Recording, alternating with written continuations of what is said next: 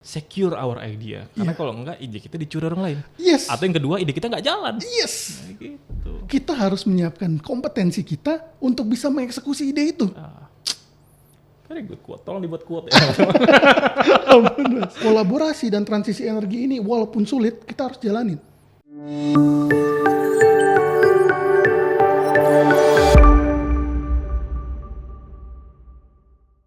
Welcome Mas Fadoli Ardin. Selamat datang Olive Pijar Mas. Ya, Thank you banget, sebuah kehormatan nih Mas Fadoli menyempatkan di malam hari ini gitu ya. After kerja bajunya masih masih menunjukkan peluh keringat gitu ya teman-teman ya, bahwa ASN luar biasa lah, malamnya masih menyempatkan untuk podcast datang ke Pijar. Thank you banget Mas sudah join ke Pijar Mas. Sehari-hari ngapain sih Mas? Ya, sebelumnya saya perkenalkan diri dulu. Please. Nama saya Fadoli Ardin. Saya adalah PNS di Kementerian SDM di bagian Ditjen Ketenagalistrikan. Sehari-hari kami biasa membahas terkait policy-policy yang ada di dunia ketenagalistrikan saat ini. Fokus di listrik ya? Fokus di listrik. Kenapa sih senang Mas? Listrik Mas? Sebenarnya karena saya dulu satunya di teknik elektro. Dan di teknik elektro kan dominan arus kuat ya, power. Gitu ya, power. Dan kita sadari bahwa power itu adalah masa depan. Kenapa? Karena dulu kita sampai saat ini sih masih ya, cuma di masa depan sistem energi kita akan bergerak dari yang kita dulu heavily dependent dengan fossil fuels. Ya, dan kita bergerak ke renewable energy, dan mostly end use-nya itu ada di listrik. Jadi listrik sangat krusial. Jadi apapun sumber bahan bakarnya, N-nya itu tetap di listrik. N-nya itu akan di listrik. Dan banyak hal sekarang electrify. Even for the most transportations yang kita sekarang lagi banyak banget nih Mas. Yes. Mas bisa lihat di sana, dan kita bisa bilang bahwa transformasi itu dari yang fossil fuels ke listrik. Dan di situ kita akan melihat bahwa listrik itu akan ada di mana-mana gitu, yang tidak bisa kita dan disitulah saya merasa bahwa menyusun kebijakan energi terutama di bidang ketenagalistrikan itu sangat krusial di Indonesia. Well, interesting ya. Jadi emang bener ya, dulu itu mungkin ya 5 tahun lalu atau ya beberapa tahun yang lalu kita ngelihat bahwa mobil listrik atau segala macam itu kayak ala imajinasi lah, betul, gitu ya. Betul. Hari ini saya ketemu mobil-mobil lewat, oh my god. Boleh nyebut merek gak nih? Ada boleh banyak ya kan? Iya, betul. Kita bisa lah kayak Wuling masuk di Hyundai segala macam. Semua ada, apalagi Hyundai kan jadi sponsor G20 atau dunia di Indonesia. Dan jadi saya pikir udah mulai masif Mas. Nggak cuma itu ya, kompor listrik belakangan jadi salah satu tren di anak muda. Well, interesting Mas. Jadi kalau Mas menganalisis, berarti ada ketertarikan. Ini tuh kayak hype doang atau emang karena kita tuh karena kebutuhan sih Mas? Ini adalah kebutuhan. Kebutuhan ya? Iya. Kenapa? Karena gini. Saya kan juga menjadi bagian daripada tim G20 di Energy Transition. Tos dulu kita boy. G20 dan G20 temenan. Gitu. Kolaborasi. Kolaborasi. Jadi kita melihat kemarin di sana di dalam sidangnya itu bahwa dunia bergerak ke arah sana. Dunia bergerak mendukung clean energy development. Dan di mana hampir semua G20 itu adalah 85% daripada ekonomi dunia, sehingga negara-negara itu bersepakat, walaupun tadinya berantem ya, karena tiap negara kan beda-beda ya energinya, sistem energinya, tapi mereka sepakat bahwa bilang kita harus bertransisi. Dan they call it just energy transition, which means that everyone tidak perlu memaksa untuk menjadi orang lain atau negara lain, tapi dia harus tetap bertransisi. Gitu. Nah, disitulah kita bisa melihat bahwa kita ternyata dunia globally kita sepakat untuk bergerak ke arah yang lebih bersih, bahwa komitmen untuk Paris Agreement, terus COP26 kemarin ya, Glasgow ya. Itu bukan sekedar omongan kosong, itu adalah sebuah komitmen bersama setiap negara, dan itu include developed countries dan include developing countries seperti Indonesia gitu kan. Kita akan berkolaborasi di dalam situ, dan disitulah yang Mas sekarang lihat bagaimana di jalanan banyak mobil listrik. Ya, itu adalah sebuah keniscayaan sebenarnya. walaupun sekarang harganya masih mahal Mas ya. Yes, Ya, tapi yes. kan kayak handphone juga gitu Yes, kan, lama-lama economy of juga scale bakalan turun. bahkan turun Iya. ya. Oke, interesting ya. Oke teman-teman semuanya, mungkin yang belum kenal juga Mas Doli ya. Jadi kenapa kemudian kita mengundang beliau? Ini banyak nih prestasinya selain emang beliau ASN di Ditjen Ketenagalistrikan Mas ya sebagai analis program. Beliau adalah pemenang lomba Pertamina Ide Gila untuk inovasi namanya tabung listrik. Nanti kita akan coba kulik-kulik dikit Mas. Kemudian beliau menyelesaikan PhD. Jadi kalau teman-teman saya itu iseng Mas, PhD itu permanent headache Mas. Atau Pizza Hut delivery Mas. For sure, ya. Headache for sure. Permanent headache gitu ya, persistent head damage gitu ya. Pinter banget beliau menyelesaikan PhD di Seoul National University untuk program International Energy Policy Mas ya. Yes. Dan kemudian beliau juga PNS berprestasi utama di Ditjen Ketenagalistrikan, Kementerian SDM dan sederet prestasi lain. Tapi pertanyaan saya satu Mas, ASN tuh banyak stigma negatifnya loh Mas di Indonesia Mas. Ya kan, padahal sebenarnya orang-orang kayak Mas mungkin kayak hidden gem gitu loh. Terus gimana sih Mas nanggapi bahwa sebenarnya PNS juga banyak loh atau ASN juga banyak yang berprestasi gitu loh. Iya. Gimana sih ngeliatnya Mas? Sebenarnya gini Mas, jadi memang stigma itu pasti ada ya. Ya. Stigma itu pasti ada bahwa di dalam PNS ini kita sudah terbentuk culture Oke. yang coming up from the past. Oke. Right? It's not easy to transform, right? Susah banget. Susah banget. Nah, Susah banget. dan itu yang membuat sebenarnya kita berpikir bahwa apakah ketika kita masuk, what should we do? That's the question, right? Apalagi kita kan orang muda kan. Iya.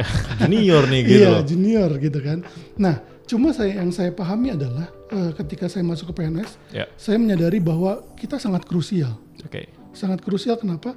Karena sedikit saja policy yang kita buat, itu dampaknya akan masif. Exactly. That's why sebelum ini teman-teman semua kita tuh ngobrol tadi Mas Doli. PNS itu the real change maker. Yep. Ya kalian lah yang ngubah ini kan lewat tanda tangan, lewat Yep. kebijakan dan segala macam. Oke, lanjut Mas. Ya, disitulah saya melihat bahwa walaupun memang kita punya stigma yang sulit untuk diubah, Oke. tapi kita tetap punya opportunity untuk menghasilkan hal-hal baik di masa depan gitu. Dan Exactly. itulah yang saya berpikir bahwa stigma ini harus kita ubah sama-sama.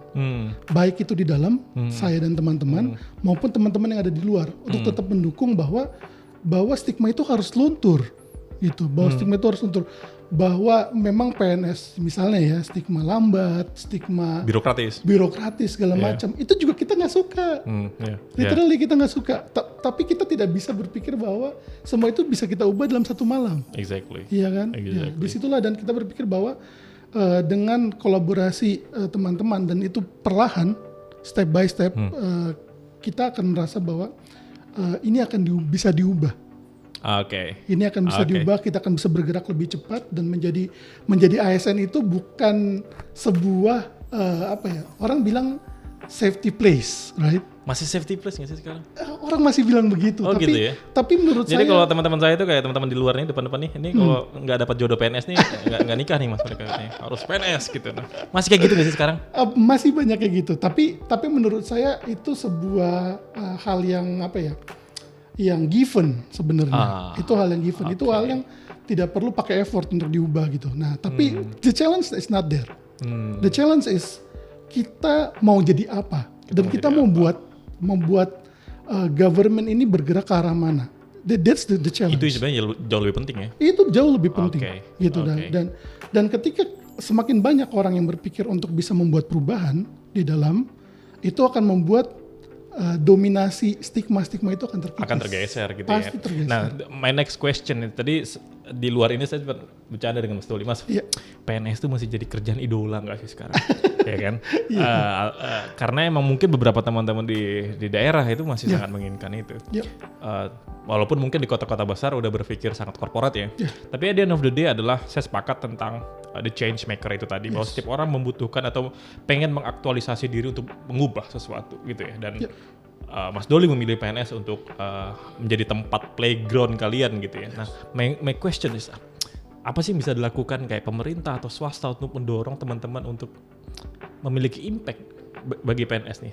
Atau apa sih caranya pemerintah untuk mengajak anak-anak muda join PNS itu segala macam? Oke. Jadi gini, Jadi ada tarikannya ya. Jadi yang pertama karena saya orang teknik, engineering, lalu energi itu dikuasai oleh negara di Indonesia.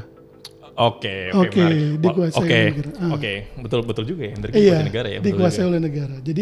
Jadi apa keputusan yang dilakukan oleh negara itu pasti impactful. Gitu. Karena kita yang menguasai, negara yang menguasai. Pertanyaannya adalah sudah benarkah yang menguasai? Gitu. Apakah kita sudah siap untuk menguasai sektor energi ini? Tersebut, ya? Nah, itulah yang membuat saya berpikir bahwa PNS itu tidak boleh stop di situ. Stop ketika dia diterima PNS, bukan. Jadi itu dia bukan harus akhir ya? Improve. Dia harus improving. Gimana sih caranya teman-teman PNS improve Mas kalau di dalam itu? Nah, jadi kita punya banyak kesempatan sebenarnya. Satu untuk sekolah. Bisa sekolah. Kita bisa dapetin sekolah. Jadi saya termasuk yang mendapatkan kesempatan yang itu beasiswa dari kantor beasiswa atau dari Koreanya langsung. Dari Korea langsung. Iya, dari Korea langsung. Saya dapat beasiswa full, tidak ada biaya sama sekali, dan kita bisa improving di situ. Nah, kenapa saya memilih untuk sekolah dulu, mengimprove diri saya dulu? Yang menjadi dasar saya memilih jalan itu adalah saya ingin melindungi ide-ide saya. Kebayang ya? Yes. Ya. Karena you sekarang punya legitimasi. Iya, begitu kamu punya ide dan kamu punya kompetensi, kamu bisa melindungi ide itu.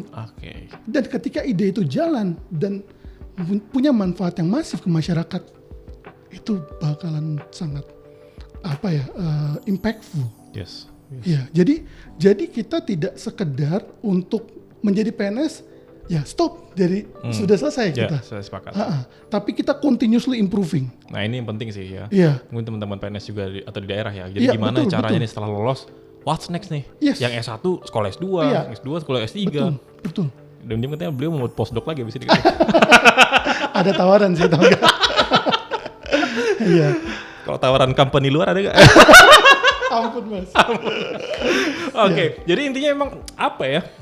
Banyak potensi-potensi untuk melakukan upscaling ya. Jadi bisa lewat pendidikan, course juga saya yakin banyak sekali ya. Di Pijar Foundation sendiri kita punya banyak course yang itu salah satunya diikuti oleh teman-teman ASN atau PNS tuh. Jadi kita memberikan soft skill, upskilling di bidang-bidang future misalkan ya, kemarin kita kolaborasi dengan Microsoft dan segala macam untuk menjadikan kelas. Dan saya pikir hal-hal kayak gitu bisa banget dilakukan PNS ya untuk terus improving themselves. Mas, saya tuh bapak saya tuh TNI Mas. Iya. Jadi kita tuh sama-sama PNS lah. Iya. Sama-sama PNS. Tapi kan kemudian jarang anak muda yang mau ikut PNS belakangan. Kenapa sih menurut Mas? Pertama sih kalau menurut saya ya,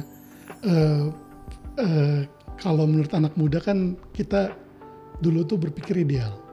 Saya juga dulu sebagai mahasiswa ya, dulu aktivis juga di kampus. Kampus ya? Iya. Demo juga ya? Dulu saya bilang sama diri saya sendiri, saya nggak akan mau jadi PNS. Bener Mas. Karena nggak bisa idealis lagi, nggak bisa turun kan rektor, kita bisa lagi. Iya, jadi cuma saya berpikir bahwa mungkin PNS itu dengan stigma-stigma negatif itu kita akan orang jadi idealisme kita nggak bisa kita penuhin. Terus basically kan pendapatan PNS kecil Mas. Basically ya. Masih ya? Not really that good actually. Sampai sekarang Mas? Masih sampai sekarang. Saya nggak tahu sih polisinya apakah sekarang udah. Masih. Cuma, comparing to swasta lah ya? Iya, comparing to swasta. At the same level ya. With the same experience itu kita masih di bawah. Cuma itu yang saya bilang bahwa ketika kita hanya melihat di sisi negatifnya, ya orang tidak akan tertarik untuk menjadi PNS sebenarnya gitu. Tapi inilah ya, saya sebenarnya berpikir bahwa saya ingin mengajak teman-teman PNS untuk menghilangkan stigma itu.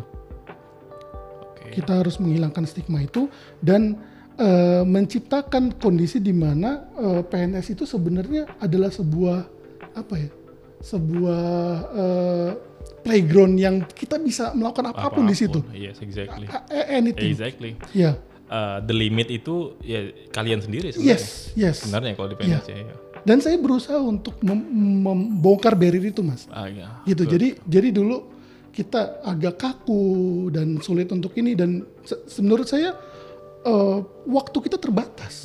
Gitu. Waktu kita terbatas, dan Mas gini, Mas. Misalnya ya, saya di sektor energi. What do you expect from the leaders in the energy sectors for the next 30 years? Itu adalah orang-orang yang harus berpikirkan tentang masyarakat. Yes. Bagaimana energi bisa murah, bisa berkualitas, semua bisa mendapatkan akses gitu kan. Terus how do you get it from the one who is not improving? Yes, pasti orang pintar semua itu. Yes, right? Yeah. That's our task to be improved, right? Yes.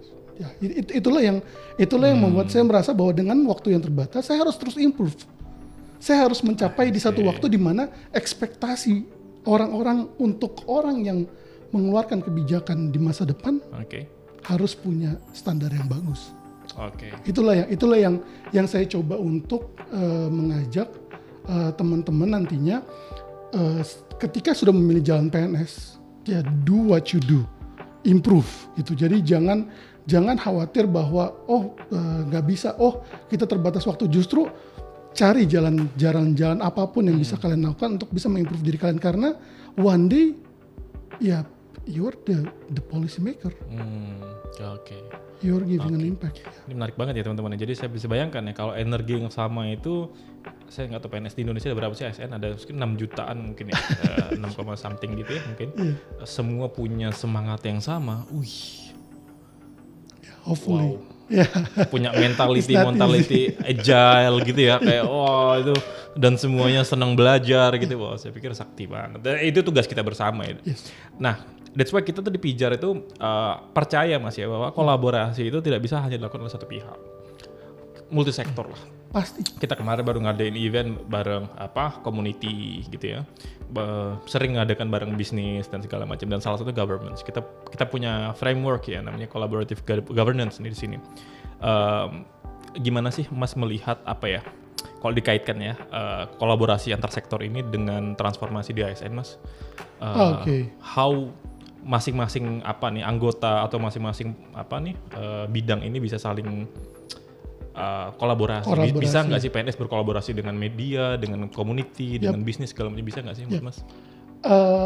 Sebenarnya secara konsep itu belum ada. Belum ada. Itu belum ada. Jadi kenapa belum ada? Sebenarnya bukan gitu. Jadi kayak kita tuh terpaku kaku, kayak government itu harus di atas. Kebayangan ya, government tuh harus di atas. Gitu. Iya, terus top down policy, right? Semua harus dengerin gitu, tidak boleh ada interupsi apa segala macam. Sedangkan right now totally different, right? Totally different. Saya ingat misalkan kasus Gojek. Yes. Ya. Ketika Gojek pertama kali hadir, belum ada peraturan itu. Saya pikir setahun, hampir 2 tahun kita nggak punya peraturan tuh. Kemudian Perhubungan ya, baru kemudian polisi keluar belakangan. Jadi setiap inovasi itu muncul duluan. Betul. Exactly. Jadi nggak selalu.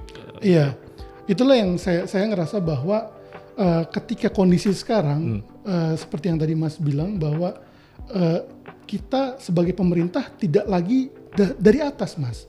Tapi kita tuh harus mendorong dari bawah.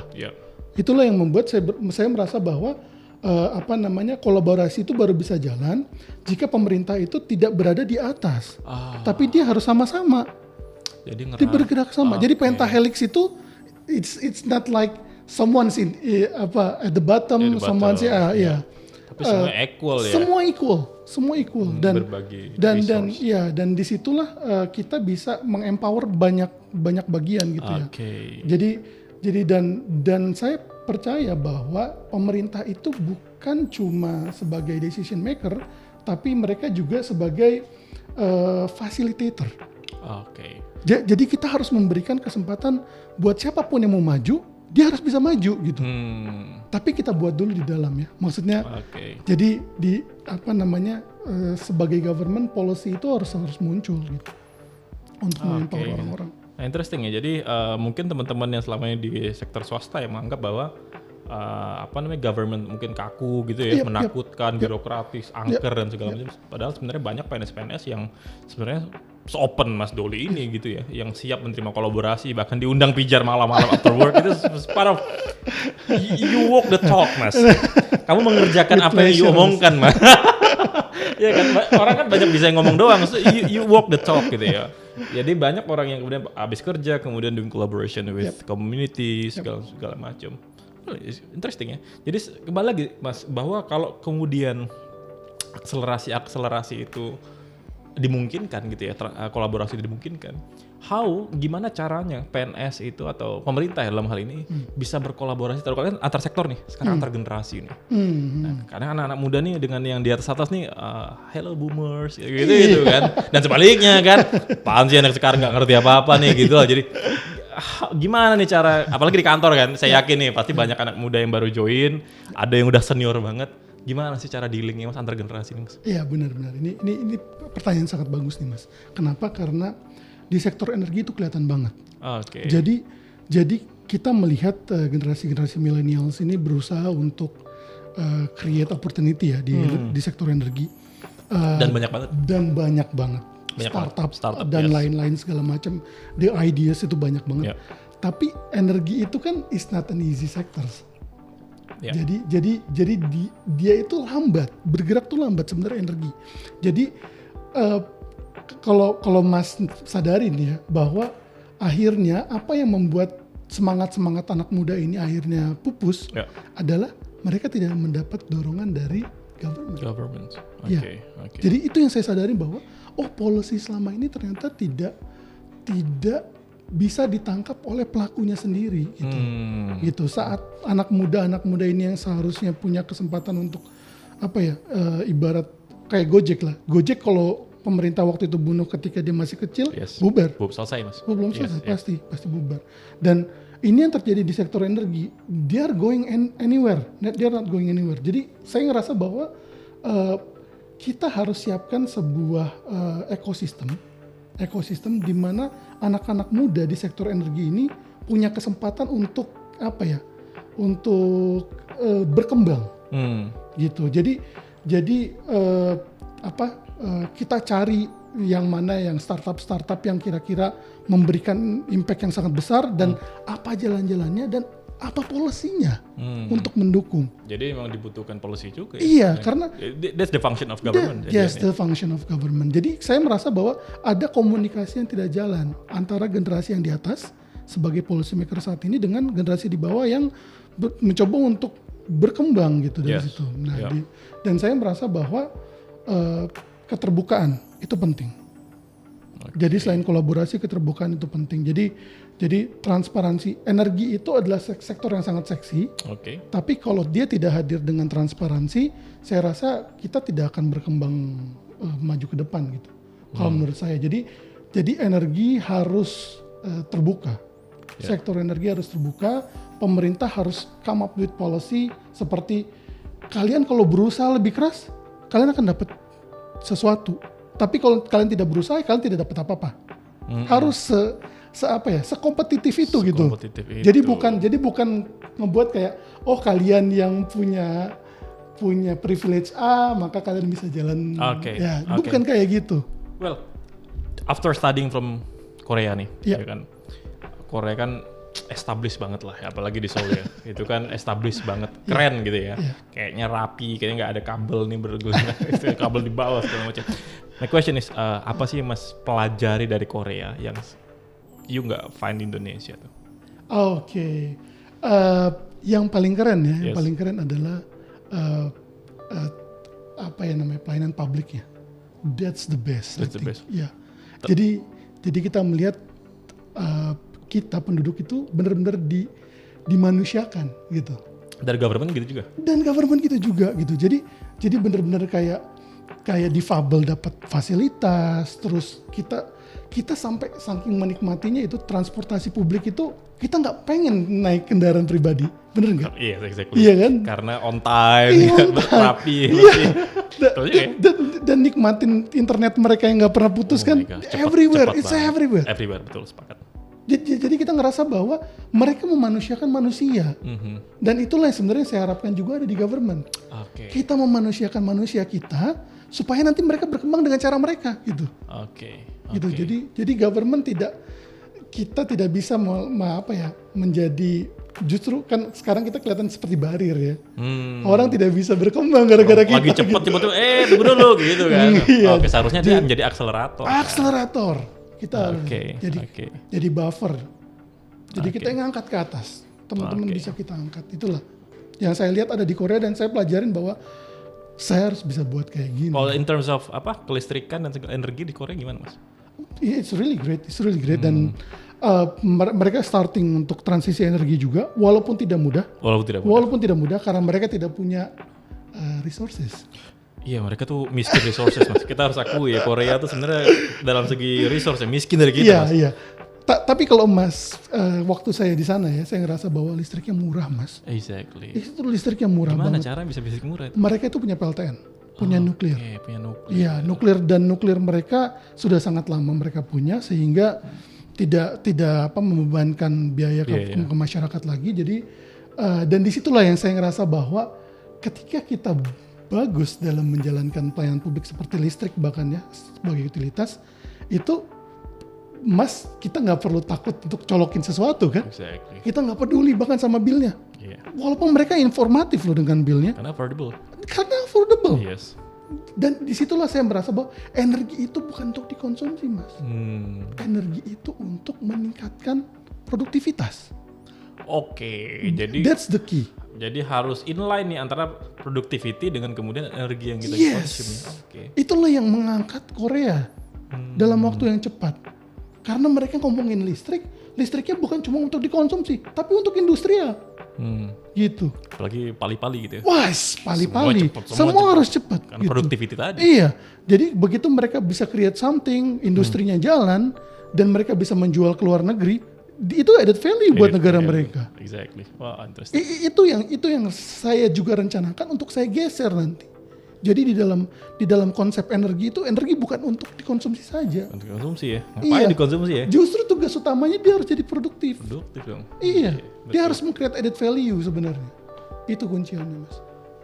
Edit value, tolong catat teman-teman ya. Jadi kalau kehabiskan listrik hanya TikTokan. You harus cari edit value teman-teman. Ya saya sepakat sih pada akhirnya memang anak muda harus menggunakan energi itu untuk edit value. Yes. You consume energy tapi untuk productivity. Kayak menambah kita lebih baik, lebih pintar, lebih sejahtera. Yes. Ya kan? That's the function of our nature sebenarnya. Mas, apa sih Mas hal-hal yang kira-kira bisa diperbaiki nih Mas? Baik orang atau anak muda yang belum masuk PNS atau di PNS sendiri. What's your future hope sebenarnya Mas? Oke. Future hope sebenarnya gini, saya merasa bahwa ketika kita masuk PNS itu yang tadi saya bilang, itu bukan sebuah finish line. Itu adalah starting line. Jadi kita yang gambar sendiri masa depannya gitu. Jadi stigma itu ada, dia pasti akan tetap ada di situ, tapi dia akan hilang atau tidak itu terserah kita. Exactly. Kita yang decide gitu. Dan semua pasti berubah. Semua pasti berubah cepat atau lambat gitu. Dan di situ yang saya merasa bahwa yang perlu kita siapkan adalah mentality. Mentality itu harus kita punya dan di mana apapun yang terjadi di depan kita nggak akan goyang. Kita tetap maju ke depan. Saya dari awal saya menjadi PNS saya akan bilang bahwa saya akan continuously improving no matter what. Walaupun sekecil apapun saya akan tetap improve. Itu yang saya tanamkan pada diri saya. Jadi walaupun it's not easy. Exactly. It's not easy. Dan kita melihat dan orang-orang seperti Mas ini ya, Pak. Oh, enggak di atas itu susah. Enggak itu panas itu apa segala macam gitu. Itu pasti ada muncul. Stigma dan omongan-omongan orang lain yang membuat kita oh ya apa kayaknya salah ya jalan yang kita pilih. Iya. Bisa keluar ya. Bener gak? tapi itu yang saya mikir bahwa selama saya improving ya no matter what saya tetap akan maju ke depan. Karena saya sepakat tadi bahwa ketika kita improve kita punya legitimasi, kita punya kompetensi. We secure our idea. Saya suka kalimatnya. Secure our idea. Karena kalau enggak ide kita dicuri orang lain. Atau yang kedua ide kita nggak jalan. Gitu. Kita harus menyiapkan kompetensi kita untuk bisa mengeksekusi ide itu. Very very good quote. Tolong dibuat quote ya. Ampun, Mas. Exactly. Mas Pijar ini terakhir ya, ini pesan sponsor ya Mas. Iya. Pijar ini dalam waktu dekat akan ada namanya Global Future Value. Yes. Jadi itu salah satu program di Pijar di mana kita mengumpulkan strategic players untuk bersama-sama berkolaborasi lah seperti yang disampaikan Mas Doli. Gimana sih Mas melihat transisi energi dan kemudian kita bersinergi antar satu dan lainnya? Oke. Ini penting Mas, gini. Jadi transisi energi itu tidak mudah sebenarnya. Yes. Karena ada bisnis yang existing, ada pekerjaan banyak yang sekarang orang masih punya gitu ya. Dan itu sesuatu yang tidak mudah untuk kita pindahkan. Oke. Gitu. Jadi apakah transisi energi ini create jobs? No one knows, right? No one knows. Iya.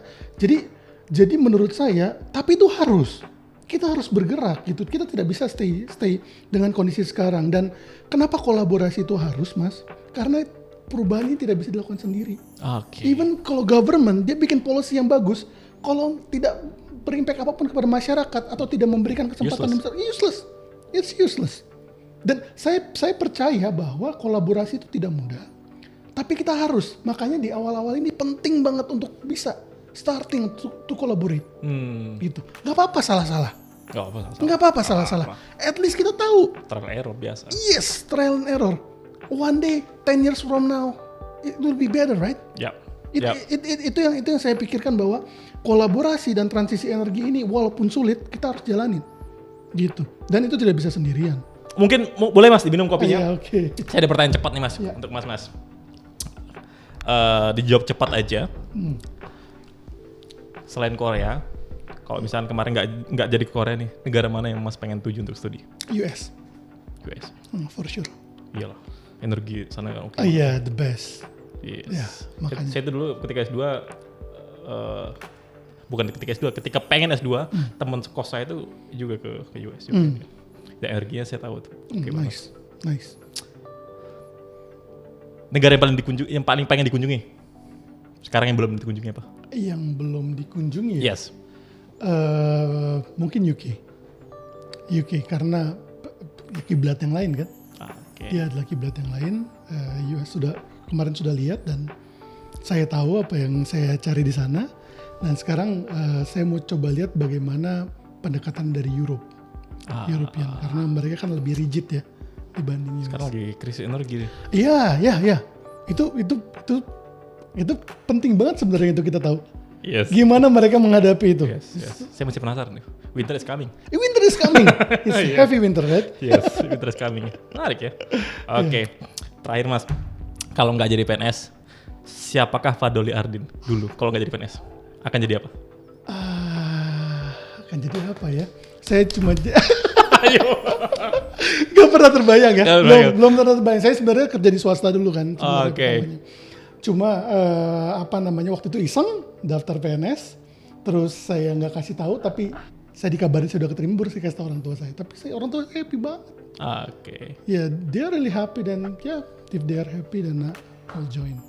Jadi apapun yang buat orang tua happy itu berkah. Iya. Thank you banget Mas Fadoli Ardin sudah berbagi insight di Pijar dan saya happy banget dapat perspektif baru dari seorang ASN berprestasi. Dan semoga teman-teman yang nonton kali ini mendapatkan insight ya bahwa kontribusi itu tidak hanya terjadi di sektor-sektor swasta, tapi juga bisa jadi di government gitu ya. Jadi buat teman-teman yang kemudian pengen jadi ASN, jadilah seperti Mas Fadoli. Jadi ASN yang keep improving. Ketika masuk itu bukan happy tadi. Aku mau studi di mana bisa gitu. Thank you banget Mas Fadoli. Sehat-sehat Mas. Semoga bisa ke Pijar lagi Mas mendatang. Thank you teman-teman semuanya. Bye bye. Terima kasih.